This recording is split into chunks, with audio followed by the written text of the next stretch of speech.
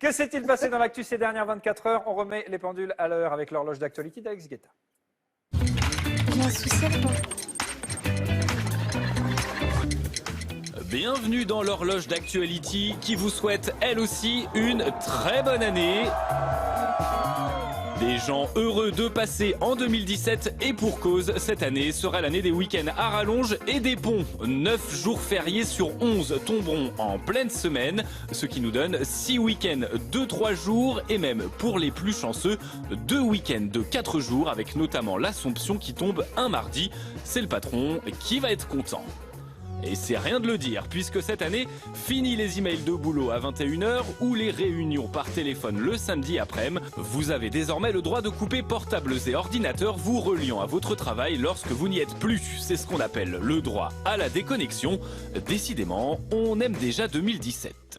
Allez, l'horloge repart et s'arrête à 9 h, l'heure où aujourd'hui, les écoles étaient fermées.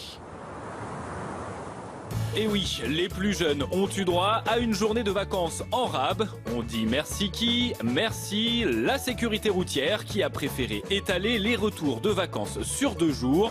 12 millions d'écoliers ont donc encore une journée de plus pour profiter de leur cadeau de Noël.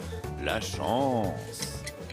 L'horloge tourne jusqu'à midi, l'heure à laquelle on a trouvé le tout premier bébé de 2017. Oh mais qu'il est mignon! Diego, c'est son prénom, est né à Schiltigheim en Alsace. À minuit 40 secondes et c'est pas de la triche. Eh bien, le petit mouflet est bien pressé de voir à quoi ressemble 2017. 2017, justement, une autre nouveauté, chaque Français devient par défaut un donneur d'organes. Depuis hier, nous sommes tous présumés donneurs. Si toutefois vous refusez, faites-le savoir autour de vous. Un registre de refus a même été ouvert sur Internet. L'horloge s'arrête une dernière fois à 16 h, direction l'Amérique, le royaume où tout est possible, y compris ceci.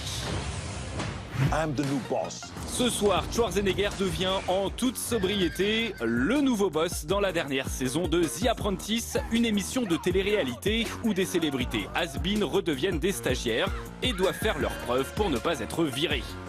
Une émission lancée en 2004 par un certain Donald Trump qui, figurez-vous, reste le producteur de l'émission. Le nouveau président de la première puissance économique mondiale sera donc aussi producteur de télé-réalité.